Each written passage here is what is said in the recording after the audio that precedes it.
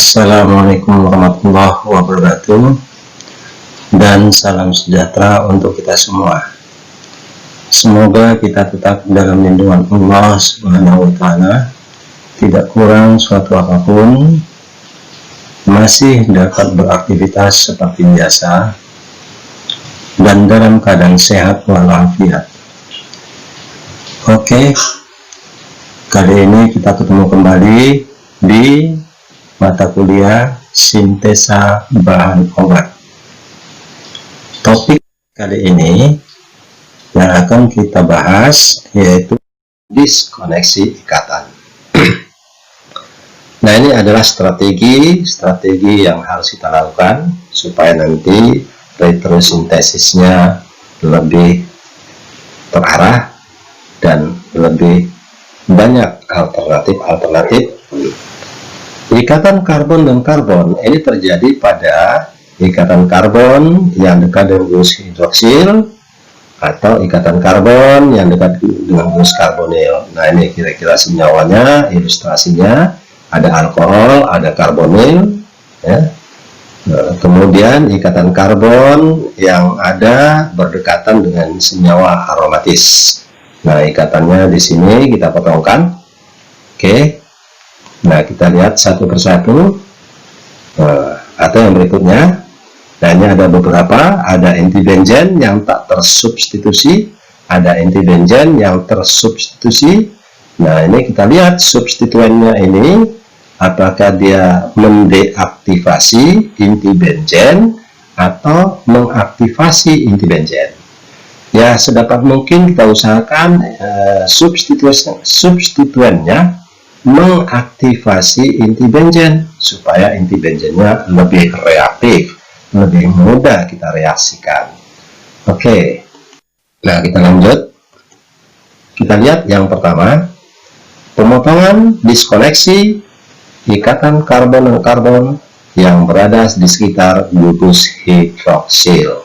Nah, ini misalnya senyawanya kita potongkan antara karbon dari benzen dengan karbon dari alkohol alifatisnya, sehingga kita dapatkan sintonnya fenil dan ada hidroksil dengan karbokationnya.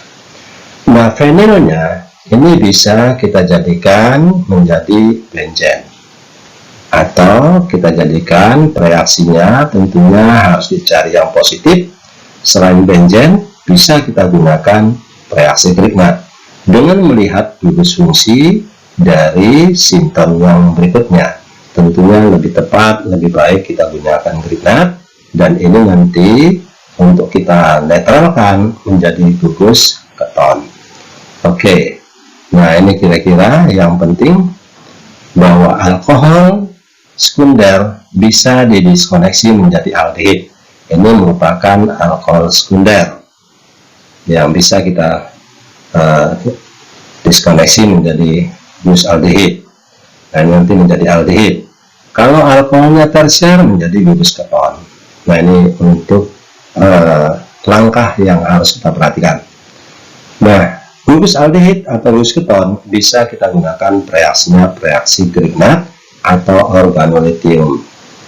Nah, kalau yang ini tadi kita gunakan reaksinya reaksi Grignard, ya, karena dia mengandung gulus keton dan di sini bermuatan negatif, kita gunakan reaksi Grignard. Boleh juga digunakan organolitium. Nah, sekarang kita lihat untuk reaksi Grignardnya. Reaksi Grignard dari inti benzen, kemudian untuk alkoholnya, karbokationnya ini dirombak menjadi gulus aldehid, ya, tinggal tambahkan hidrogen. Magnesium bromida langsung nanti nempel ke oksigen, sementara fenilnya akan mengikat di karbon gugus fungsi karbonil, ya. Kemudian kita lanjutkan untuk senyawanya, nanti akan didapatkan senyawa alkohol setelah kita lakukan hidrolisis dalam suasana asam.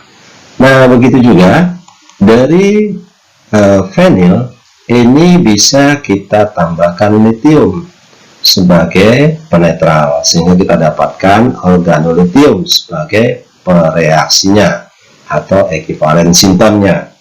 Untuk alkohol, ekivalen sintonnya atau preaksinya kita dapatkan juga aldehid.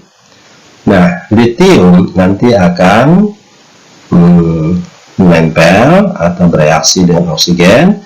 Fenilnya itu berada di karbon gugus karbonil. Nah, kemudian kita lakukan hidrolisis, ya, dalam suasana asam kita dapatkan juga alkohol. Nah, ini kalau nanti kita dapatkan diskoneksinya ikatan karbon dan karbon yang berdekatan dengan alkohol, apakah dia sekunder atau tersier. Nah, kemudian kita lanjut yang berikutnya, ikatan karbon dan karbon yang berdekatan dengan gugus karbonil. Nah, yang pertama senyawa karbonil itu kalau nanti kita diskoneksi akan menjadi asil klorida dan alkil. Nah, asil klorida merupakan reaksi yang sangat-sangat sensitif, sangat reaktif. Oke, kemudian senyawa keton dapat disintesis dari senyawa asil klorida menggunakan organotembaga atau lakukan asilasi dengan reaksi Friedel-Crafts, ya. Nah, misalnya ini kita dapatkan ada senyawa yang mempunyai gugus keton. Kita potong ikatan karbon dengan karbon yang berdekatan dengan gugus keton, sehingga kita dapatkan di sini adalah dari karbokationnya, tinggal tambahkan klorida menjadi asil klorida, ya. Nah, di sini nanti tinggal kita tambahkan reaksi organologam, ya, sehingga kita dapatkan reaksi organologam dengan asil kloridanya. Oke, nah ini kita dapatkan untuk asil klorida dan ini untuk reaksi organologam tembaganya. Nah, untuk kloridanya ini nanti akan terikat pada organologam dan alkilnya akan terikat pada gugus pada karbon gugus karbonil, sehingga kita dapatkan nanti senyawanya senyawa keton kembali sesuai dengan target yang kita harapkan dan dilepaskan untuk senyawa anorganik dari litium tembaga klorida. Nah, gitu juga kalau nanti kita gunakan reaksinya dalam proses reaksi asilasi Friedel-Crafts. Nah, tentunya kita potong ikatannya antara karbon dengan yang berdekatan dengan atau yang berada ikatan dengan oksigen. Ini kita dapatkan fenil, ya. Kita dapatkan fenil. Nah, fenilnya ini nanti kita jadikan benzen, dan untuk senyawa alifatisnya menjadi asil klorida, sehingga terjadi reaksi asilasi antara benzen dengan asil klorida menggunakan reaksi konsep Friedel-Crafts dan digunakan katalis alumni klorida, sehingga kita dapatkan produk yang kita harapkan kembali seperti senyawa semula yang mengandung gugus keton. Nah, itu untuk karbon dengan karbon yang berdekatan dengan gugus karbonil. Kemudian kita lanjut yang berikutnya, ikatan karbon dan karbon yang berada di sekitar senyawa inti aromatis, senyawa benzen. Nah, ini kita dapatkan untuk diskoneksi karbon dan karbon antar senyawa aromatis dengan rantai karbon alifatis harus menghasilkan cincin aromatis yang kaya elektron dan karbokation yang stabil. Itu syarat yang pertama supaya bisa kita lakukan reaksinya reaksi alkilasi atau asilasi. Oke, reaksi pembuatan kembali dapat digunakan reaksi alkilasi. Nah, ini kalau nanti kita dapatkan untuk karbon dan karbon dari senyawa aromatis dengan rantai karbon alifatis. Nah, ini kita dapatkan misalnya senyawanya. Yang pertama ada inti benzen dengan substituen kaya elektron sebagai substituen yang mengaktifasi inti benzen, sehingga bisa kita langsung kita potong ikatan antara karbon alifatis dengan karbon aromatis. Di sini kita potongkan sehingga kita dapatkan sintonnya. Yang pertama adalah sinton aromatis kaya elektron karena mengandung substituen. Dan untuk karbokationnya karbokation yang stabil. Yang mana karbokation yang stabil? Yang paling stabil adalah yang banyak substituennya.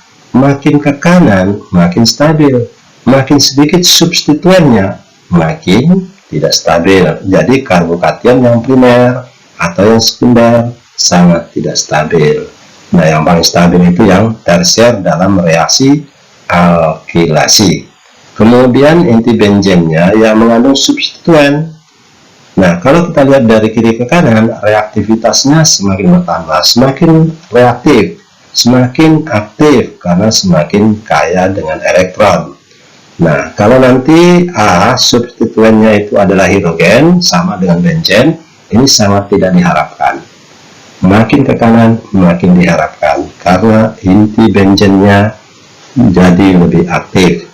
Substituennya mau aktivasi inti benzen sehingga inti benzennya, inti aromatisnya semakin reaktif. Oke. Nah, kita dapatkan untuk masing-masing sintonnya. Untuk benzen itu kita sempurnakan menjadi inti benzen, dan untuk alkilnya kita sempurnakan dengan menambahkan klorida sehingga kita lakukan reaksinya reaksi alkilasi Friedel-Crafts. Oke. Nah, dengan adanya substituen maka ini reaksinya sangat reaktif, lebih mudah. Nah, kloridanya nanti akan menyerang inti benzen dan berikatan dengan hidrogen, sementara karbonnya akan berikatan dengan karbon dari alkil. Sehingga kita dapatkan senyawanya senyawa kembali seperti yang kita harapkan dengan katalisatornya aluminium klorida. Nah, ini kalau nanti kita dapatkan inti benzen yang sudah teraktivasi dengan substituen yang cukup baik. Nah, gimana misalnya kita dapatkan inti benzennya tidak teraktivasi? Misalnya, nah ini kita dapatkan inti benzen tak teraktivasi oleh substituen, sementara kita akan lakukan diskoneksi karbon dan karbon dari aromatis dengan alifatisnya. Nah, ini akan mengalami hambatan karena kita dapatkan bahwa inti benzen atau aromatisnya miskin elektron.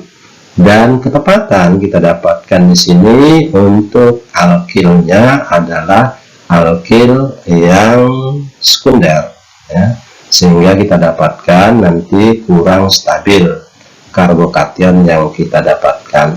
Nah, gimana cara mengatasinya? Cara supaya reaksinya bisa dijalankan sesuai dengan yang kita harapkan produk untuk senyawa ini.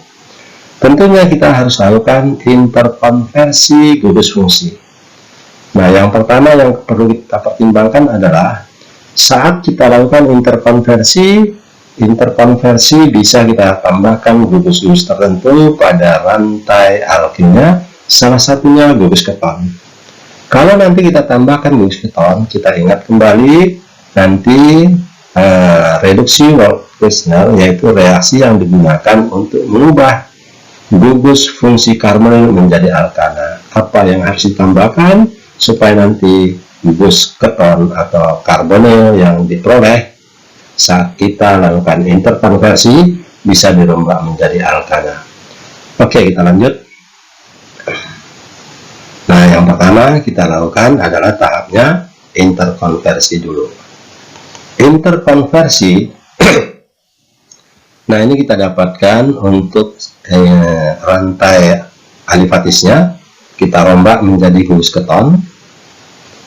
Nah, setelah terjadi gugus keton, baru kita lanjutkan dengan memotong, diskoneksi.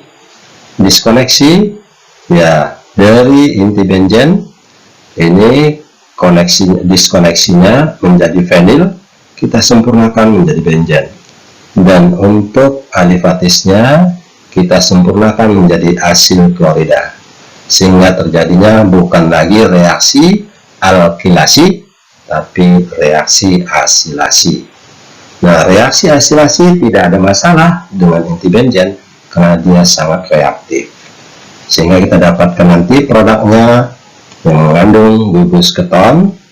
Nah, gugus keton akan kita hilangkan dengan penambahan amin dan dipanaskan, seperti reduksi yang dilakukan oleh Kirchner untuk merombak gugus karbonil dari keton menjadi alkana. Cukup ditambahkan amin dalam suasana basah, kemudian dipanaskan, akan kita dapatkan senyawa alkana. Jadi rantai samping dari benzen sebagai alkana kembali. Nah, itu solusi yang harus kita lakukan untuk reaksi pemotongan dari karbon dan karbon antara aromatis dengan alifatis. Kita tambahkan gugus karbonil. Oke.